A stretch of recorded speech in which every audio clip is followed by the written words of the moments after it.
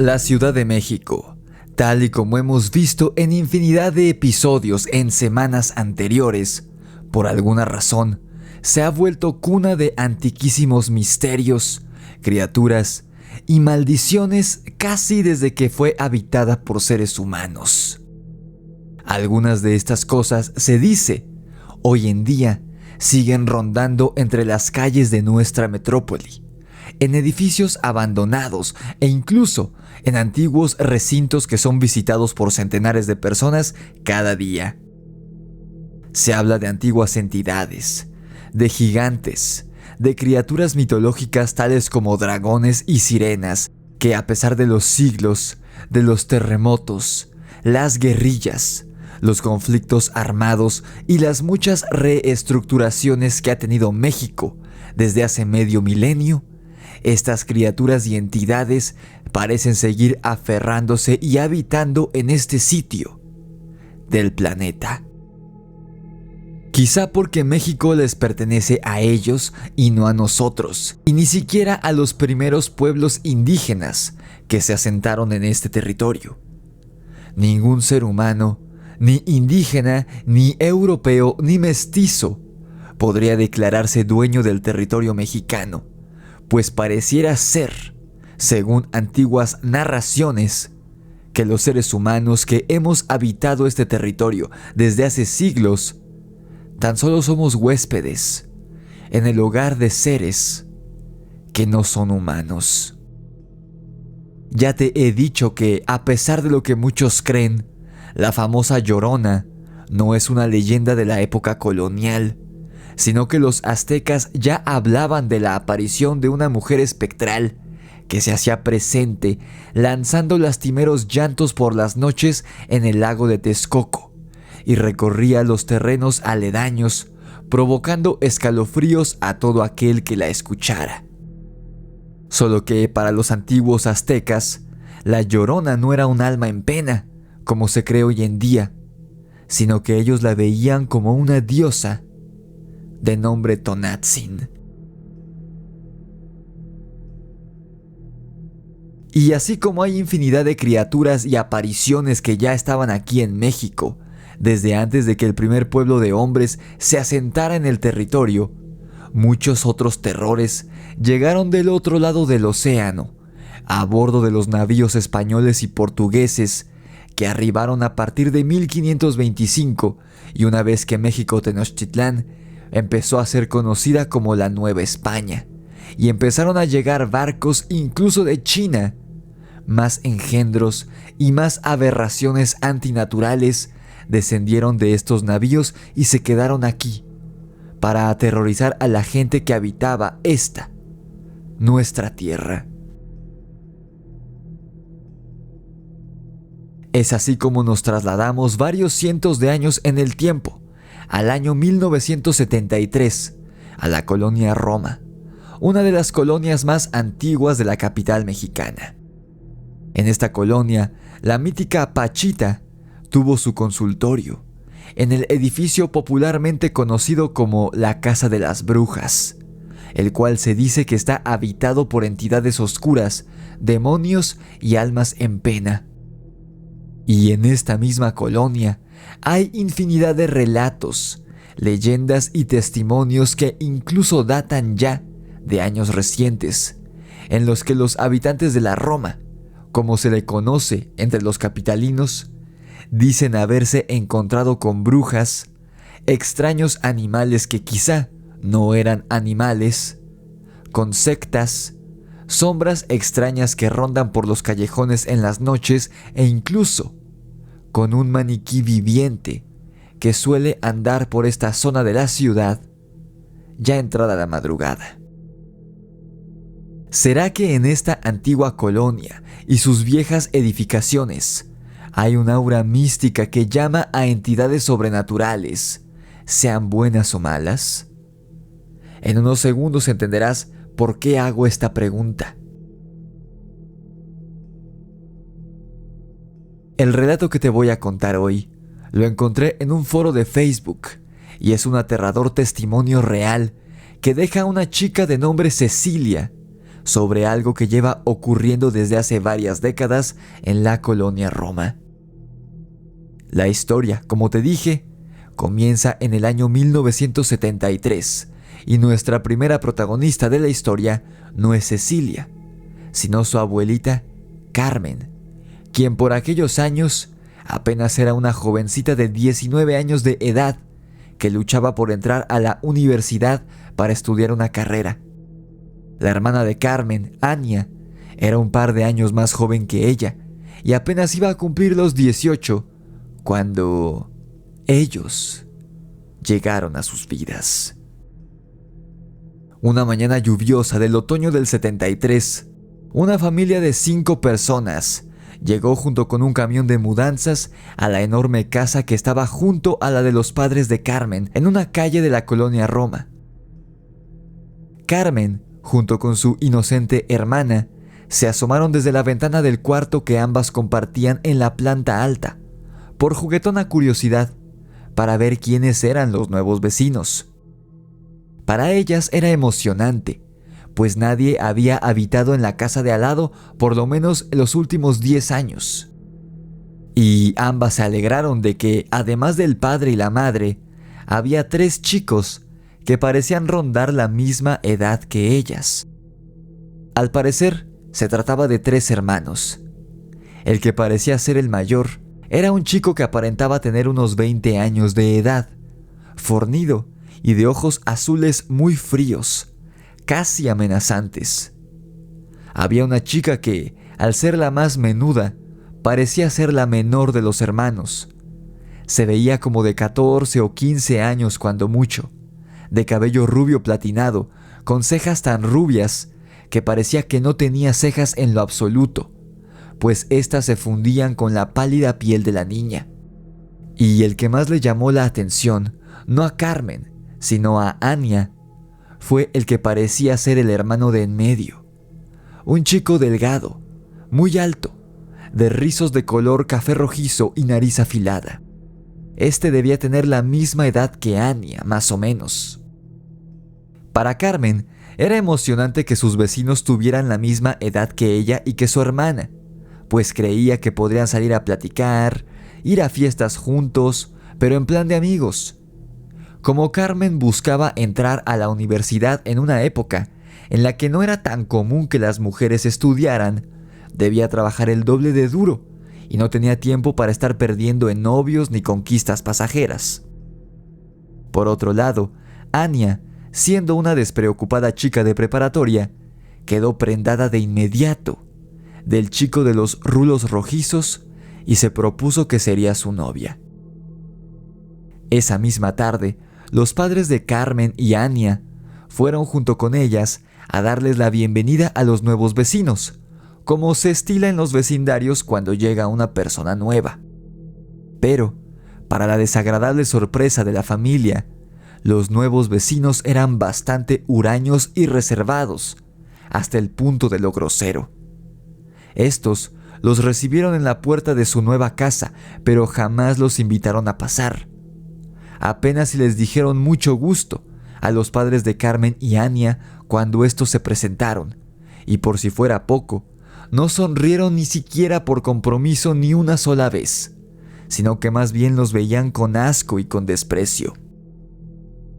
Por el aspecto de la familia de los nuevos vecinos, dedujeron que eran extranjeros, pues todos tenían unos ojos azules de un tono muy brillante, piel muy blanca y eran muy altos y espigados.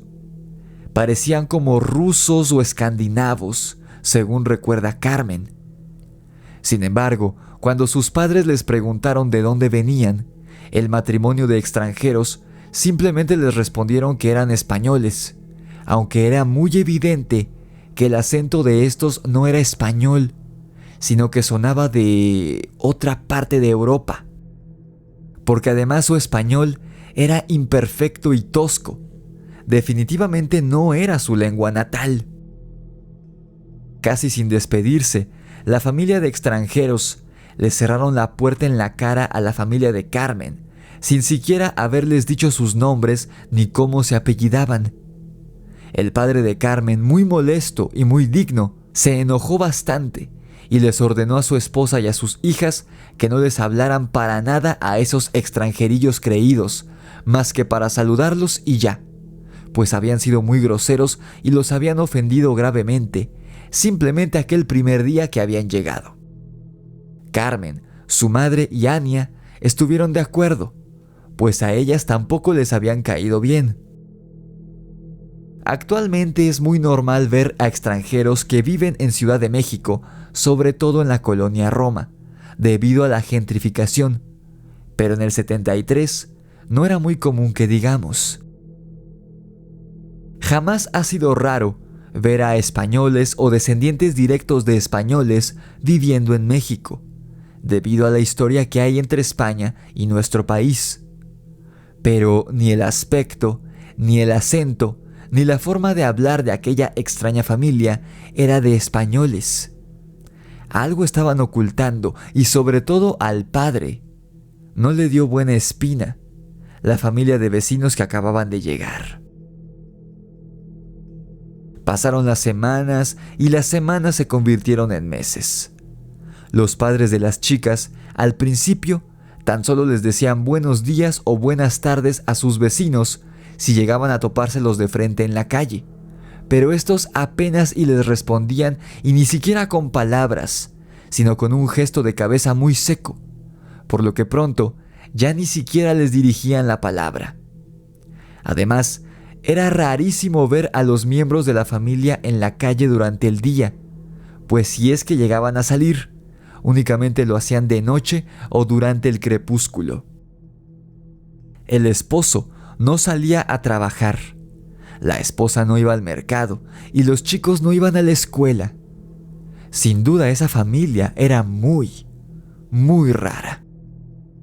Pero a pesar de lo groseros que eran, Ania seguía flechada del hermano de en medio, pero no se lo dijo ni siquiera a su hermana, pues su papá había sido muy claro.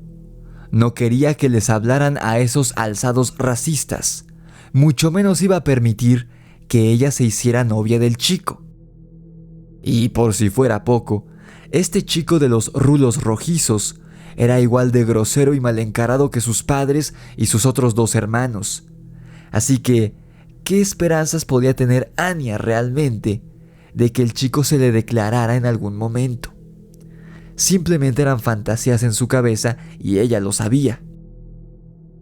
O eso creyó, porque una tarde que Carmen volvió más temprano del curso que estaba tomando para pasar el examen de admisión a la universidad, se topó con una escena que, de haber sido cualquier otro chico el que se hubiera encontrado con su hermana, se habría alegrado por ella.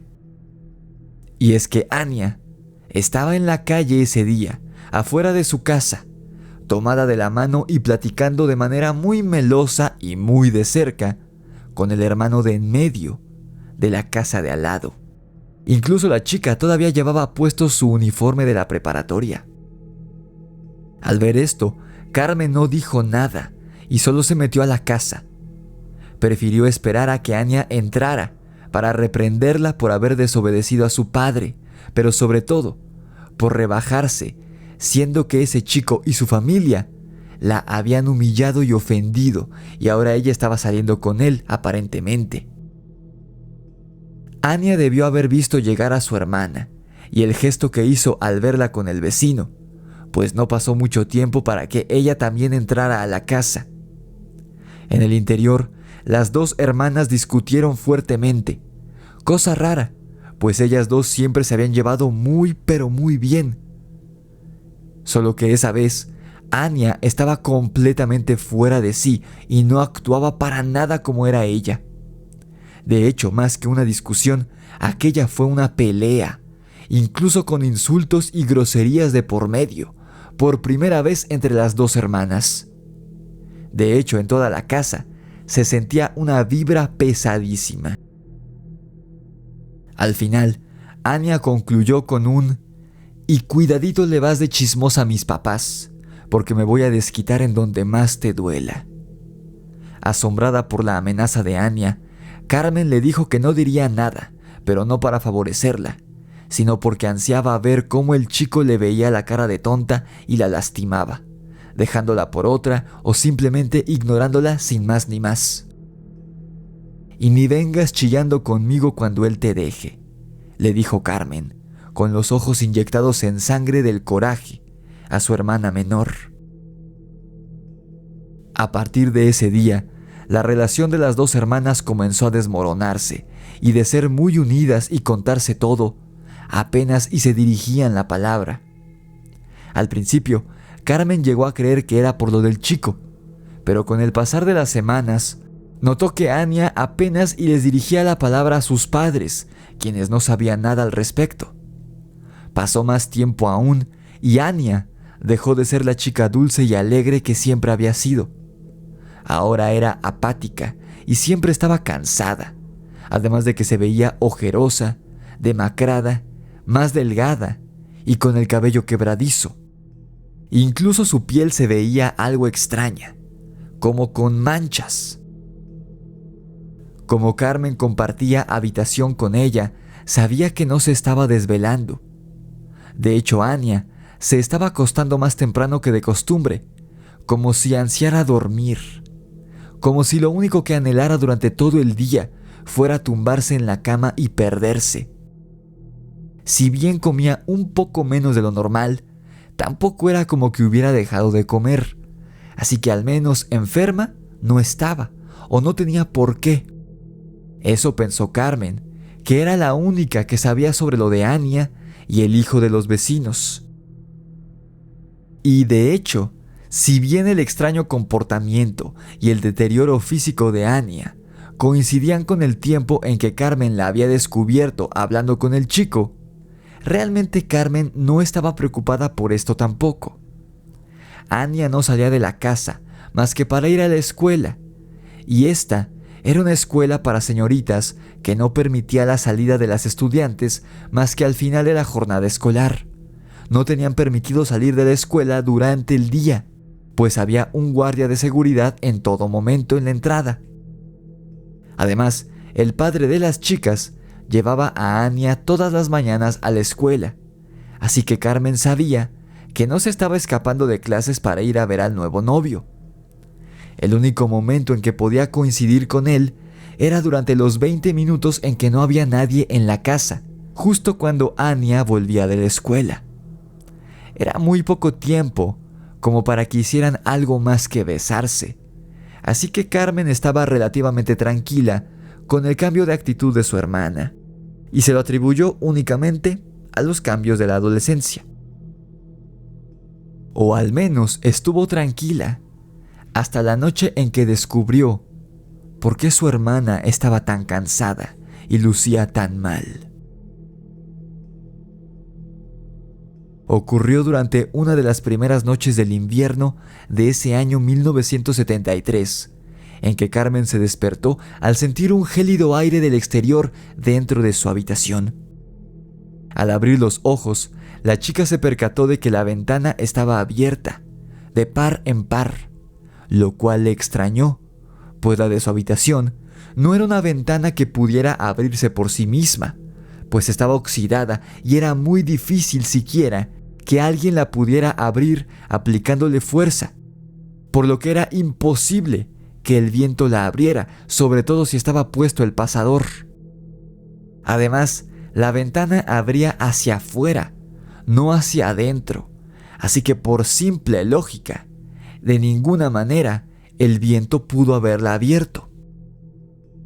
Extrañada, Carmen se frotó los ojos y cuando estaba por levantarse a cerrar la ventana, volteó a ver a su hermana que dormía en su cama. Pero al verla, a Carmen casi le dio un infarto del miedo. Sobre Anya estaba posada una criatura horripilante que Carmen supo que no era un ladrón, pues no había forma de que aquello fuera un hombre, pero tampoco era un animal. La cosa estaba en cuclillas, más o menos como un perro o un gato sentado, o más bien parecido a un simio, sobre el pecho de Anya, y parecía estar lamiendo su cuello, pero no con una connotación sexual, sino como un animal lamería un pedazo de carne. La criatura era humanoide, de piel no pálida, sino completamente blanca, orejas puntiagudas, cabeza y cuerpo totalmente calvos y desprovistos de cualquier tipo de pelo, y sus brazos y piernas eran larguísimos y esqueléticos, pero la barriga la tenía muy inflada, como si estuviera embarazado o algo así. No era tan alto como una persona, sino que debía tener la estatura de un niño de 10 años aproximadamente, y no se veía que fuera muy pesado. A pesar de la enorme barriga, Carmen notó que el pecho del ser era plano, por lo que dedujo que era varón, aunque tampoco le vio genitales, a pesar de que la criatura estaba completamente desnuda. Y a pesar de que estaba posada sobre el pecho de Anya, lamiéndola, la chica ni siquiera se inmutaba. De hecho, más que dormida, en ese momento, Anya parecía estar muerta. Antes de pasar a la parte más aterradora de esta historia, déjame pedirte que dejes tu like en este video y que te suscribas a mi canal si te gusta mi contenido. Sígueme también en TikTok, Instagram, Facebook y Spotify. Y suscríbete a mi canal secundario en YouTube, Rix y los Amos del Multiverso.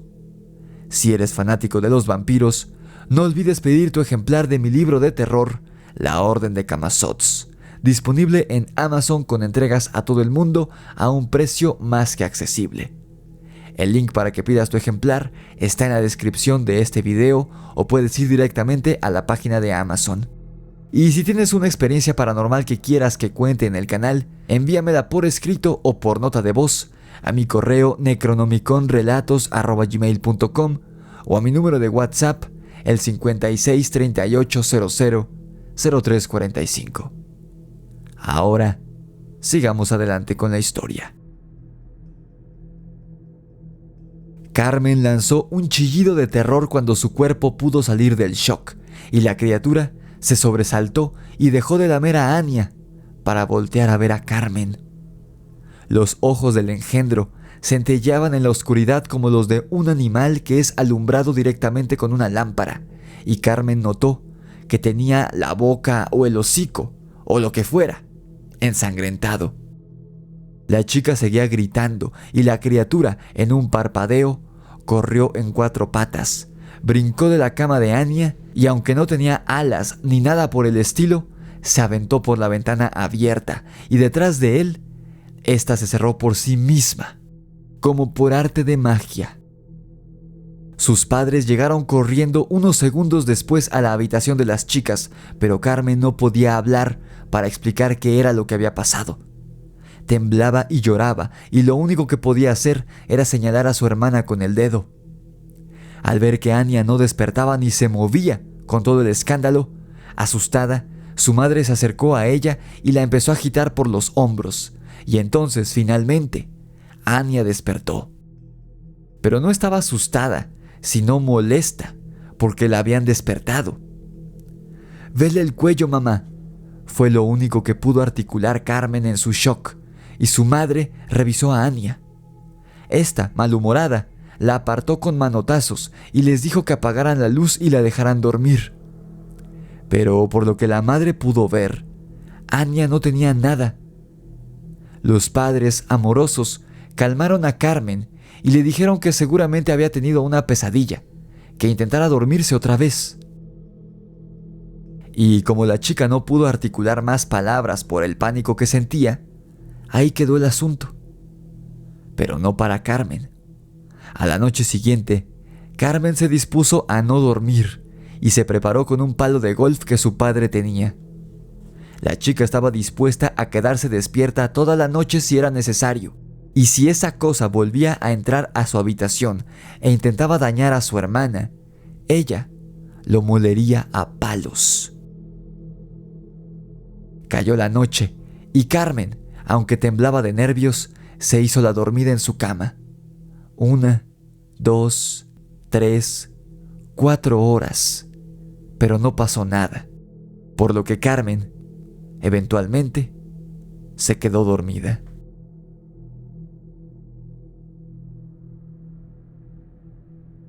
A la mañana siguiente que sonó su despertador, lo primero que Carmen hizo fue apagarlo, mientras se recriminaba mentalmente a ella misma por no haber permanecido despierta toda la noche. Pero pronto, el enojo de la chica se convirtió en el más profundo y oscuro de los miedos, cuando al incorporarse en su cama y ver hacia la cama de Anya, ésta no estaba ahí. Carmen salió corriendo de la habitación al baño para ver si su hermana estaba ahí, pero no fue así. Entonces buscó en la cocina y en la sala, pero Anya no estaba por ningún lado.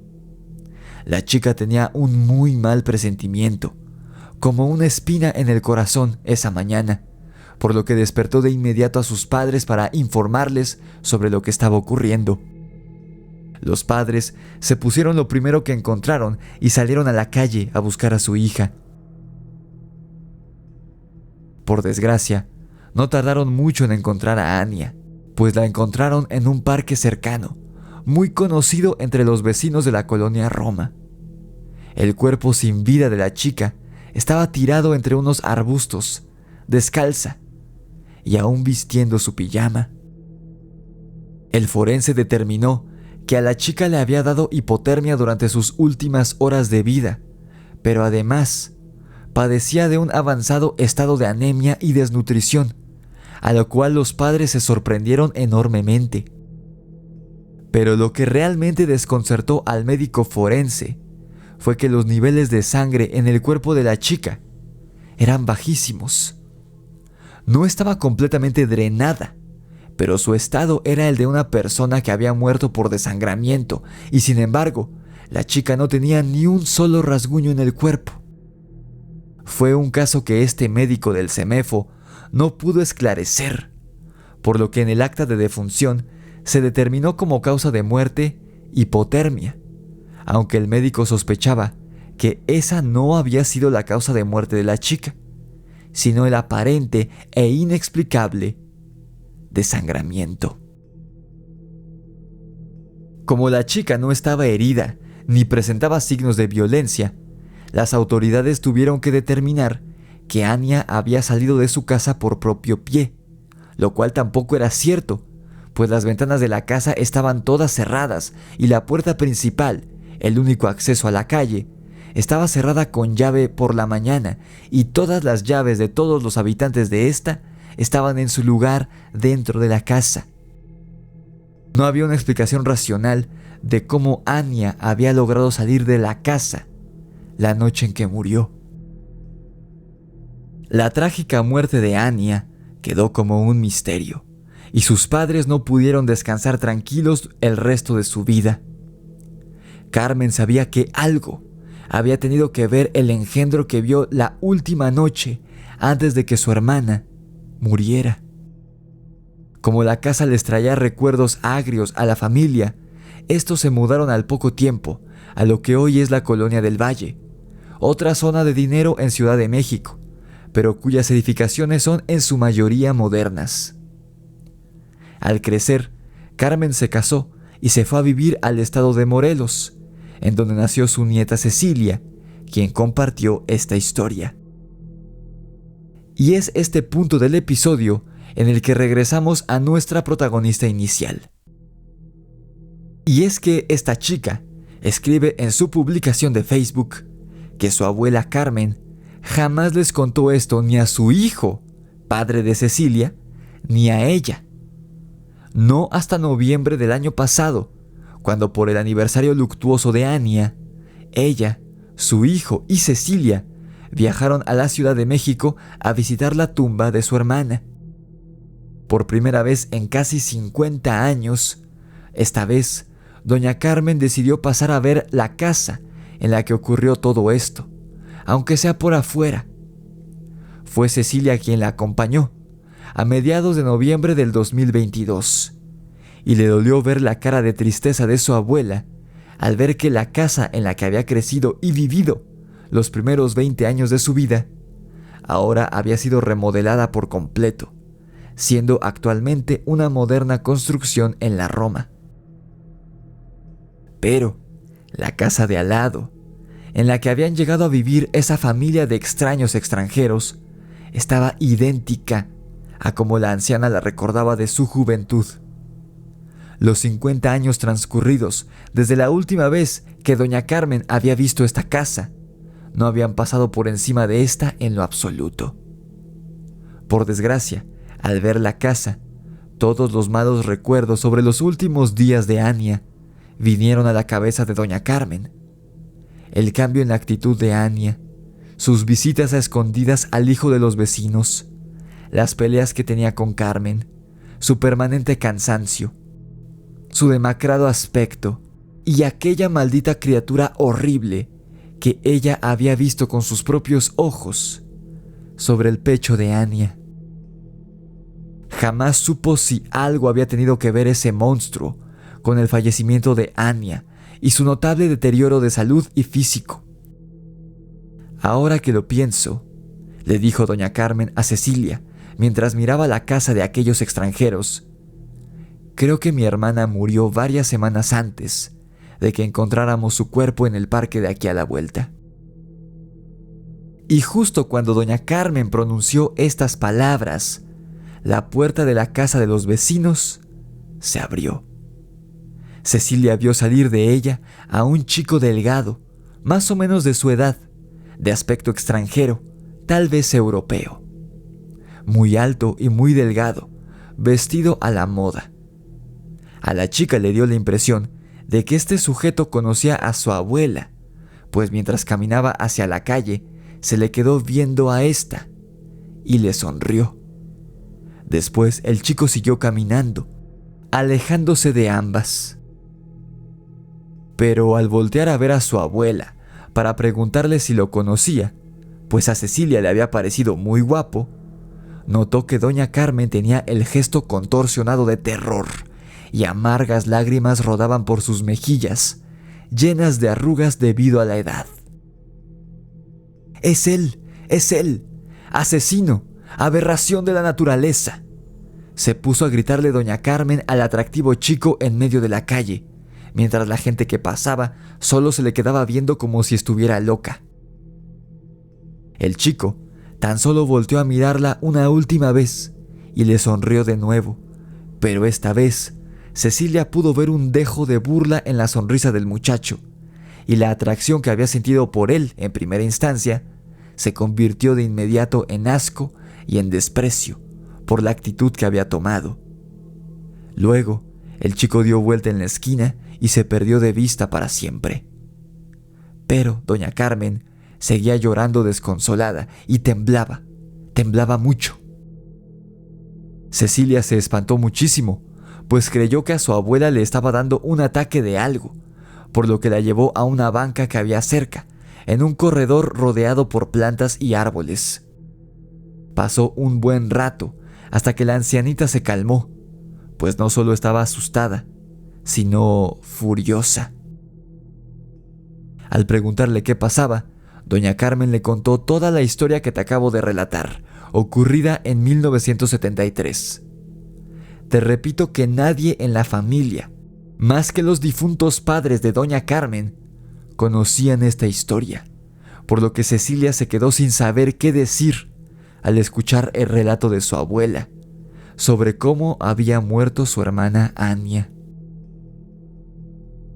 Doña Carmen le dijo que la razón por la que se había puesto así fue porque el chico que salió de esa casa, aunque vestido con ropa moderna y un corte de pelo diferente, era el mismo chico que había enamorado a su hermana semanas antes de que ésta muriera.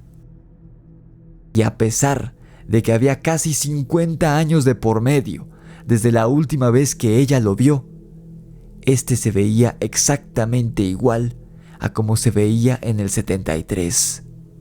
El chico no había envejecido ni un solo día. Esa misma tarde, doña Carmen le exigió a su hijo que regresaran a Morelos, pues confirmaba que algo no humano, un terror ancestral que llegó desde Europa, habita y deambula por algunas calles de la Ciudad de México, más específicamente en la colonia Roma, en busca de alimento.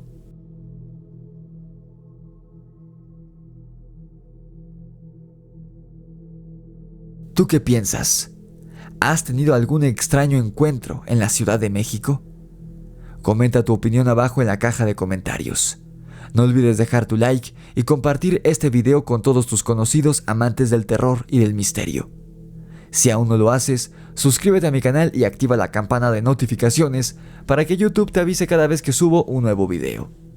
Sígueme en TikTok, Instagram, Facebook y Spotify. Y suscríbete a mi canal secundario aquí en YouTube, Rix y los Amos del Multiverso. Si te gustan las historias de vampiros, ve a pedir tu ejemplar de mi libro de terror, La Orden de Camazotz, disponible en Amazon con entregas a todo el mundo. El link para que pidas tu ejemplar está abajo en la descripción del video. Y si tú tienes una experiencia paranormal que quieras que cuente en el canal, mándamela a mi correo necronomiconrelatos@gmail.com o a mi número de WhatsApp, el 56 38 00 0345. Esto fue El Grimorio de Rix y la Casa de los Vampiros en la colonia Roma. Nos vemos en la oscuridad.